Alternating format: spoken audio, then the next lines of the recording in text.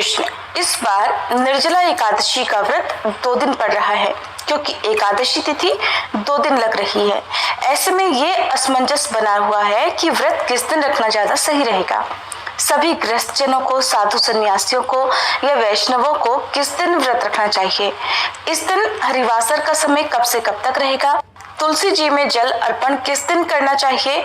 और क्योंकि एकादशी 2 दिन पड़ रही है तो क्या दोनों ही दिन तुलसी जी में जल नहीं देना चाहिए? इसके अलावा व्रत का पारण कब और कैसे किया जाएगा, सारी जानकारी इस वीडियो में आपको मिलेगी। अगर आपको जानकारी अच्छी लगे तो वीडियो को लाइक जरूर कीजिएगा।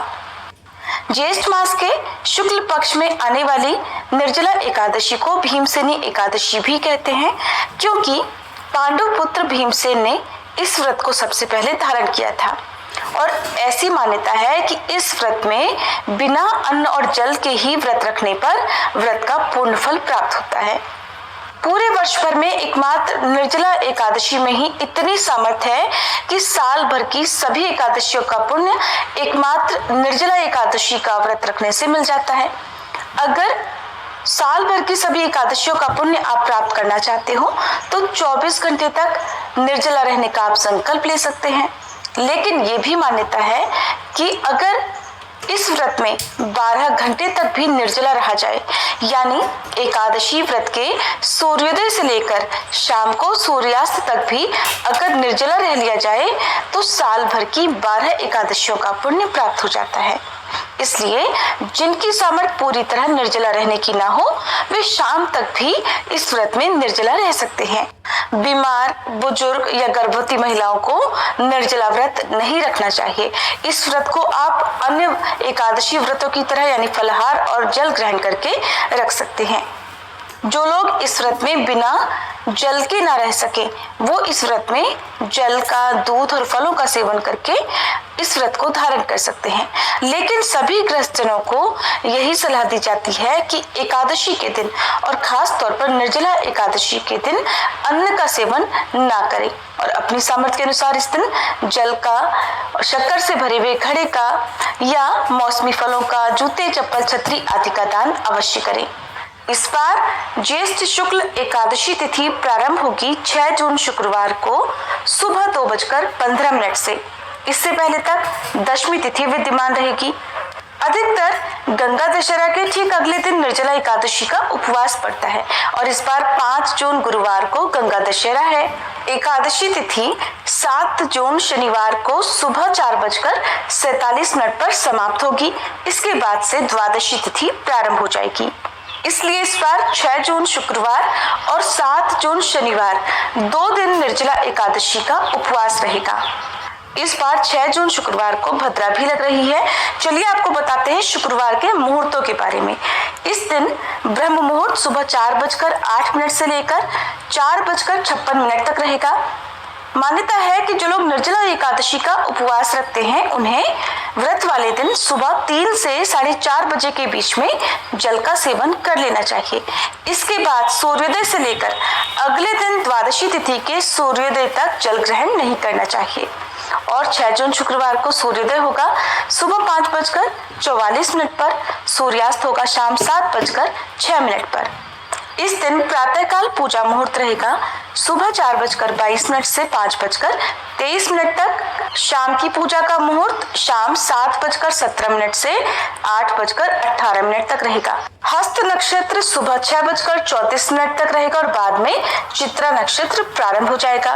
इस दिन अभिजीत मुहूर्त सुबह 11:58 से लेकर दोपहर 12:52 तक रहेगा। राहु काल सुबह 10:30 से दोपहर 12 बजे तक रहेगा। और इस बार 6 जून शुक्रवार को भद्रा का समय रहेगा दोपहर 3:31 से लेकर अगले दिन सुबह 4:47 तक। और इस बार भद्रा का वास पाताल लोक में रहेगा। भद्रा काल को बहुत ही अशुभ मुहूर्तों में गिना जाता है। इस समय कोई नया काम करने से, कोई शुभ काम करने से बचना चाहिए। लेकिन पाताल लोक की भद्रा में धन इकट्ठा यदि किया जाता है तो उसमें लाभ होने की संभावना बढ़ जाती है। द्वादशी तिथि 7 जून शनिवार को सुबह 4:48 से प्रारंभ होगी। ध्यान रखिएगा, इससे पहले तक एकादशी तिथि रहेगी और द्वादशी तिथि की समाप्ति होगी 8 जून रविवार को सुबह 7:17 पर। द्वादशी तिथि लगते ही यानी सुबह 4:48 से ही हरिवासर का समय भी शुरू हो जाएगा और जो लोग भी एकादशी का व्रत रखते हैं उन्हें भूल कर भी एकादशी का उपवास हरिवासर के समय नहीं खोलना चाहिए। इस समय खोला गया व्रत अधूरा रहता है, नहीं खोलना चाहिए। इस समय खोला गया व्रत अधूरा रहता है और हरिवासर का जो समय है वो 7 जून शनिवार को सुबह 11:25 तक समाप्त होगा और 7 जून शनिवार को ब्रह्म मुहूर्त सुबह 4:08 से 4:56 तक रहेगा। इस दिन सूर्योदय होगा सुबह 5:44 पर, सूर्यास्त होगा शाम 7:07 पर। प्रातःकाल पूजा मुहूर्त सुबह 4:22 से 5:23 तक रहेगा। इस दिन वरयान योग बन रहा है जो कि सुबह 11:18 तक रहेगा, बाद में परिक योग रहेगा। चित्रा नक्षत्र सुबह 9:40 तक रहेगा और बाद में स्वाति नक्षत्र प्रारंभ हो जाएगा। और अगर एकादशी का व्रत चित्रा और स्वाति नक्षत्र के साथ रखा जाता है तो उसका फल कई गुना बढ़ जाता है। इस दिन गोधूली मुहूर्त शाम 7:16 से लेकर 7:36 तक रहेगा।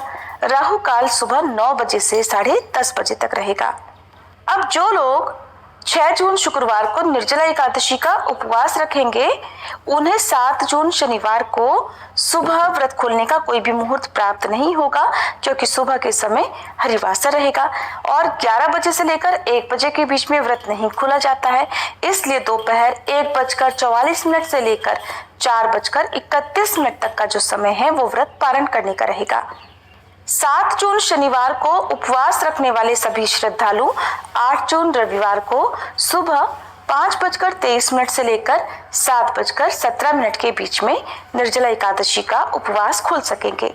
आपको किस दिन उपवास रखना चाहिए तो इसके लिए सबसे अच्छी तिथि वही मानी जाती है जिसमें एकादशी और द्वादशी मिली हुई हो। अगर एकादशी का व्रत 2 दिन पड़ रहा है और पहले दिन वाली एकादशी के साथ अगर दशमी तिथि भी मिली हुई हो तो ऐसी एकादशी आसुरी शक्तियों को बल देने वाली मानी जाती है और यही कारण है कि दूजी एकादशी यानी दूसरे दिन वाली एकादशी का उपवास रखना चाहे गृहस्थ जन हो या वैष्णव जन हो उन सभी के लिए बहुत ही शुभ माना जाता है। और तुलसी जी में जल एकादशी के दिन नहीं दिया जाता, लेकिन आप जिस दिन भी व्रत रख रहे हो या जिस दिन भी व्रत के नियमों का पालन कर रहे हो एकमात्र उसी दिन आपको तुलसी जी में जल अर्पित नहीं करना चाहिए, बाकी दिनों में आप अर्पण कर सकते हैं।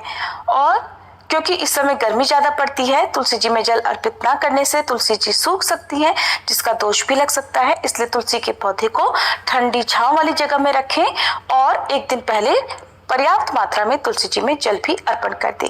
भूल कर भी तामसिक चीजों का सेवन ना करें और इस दिन जलदान अवश्य करें। द्वादशी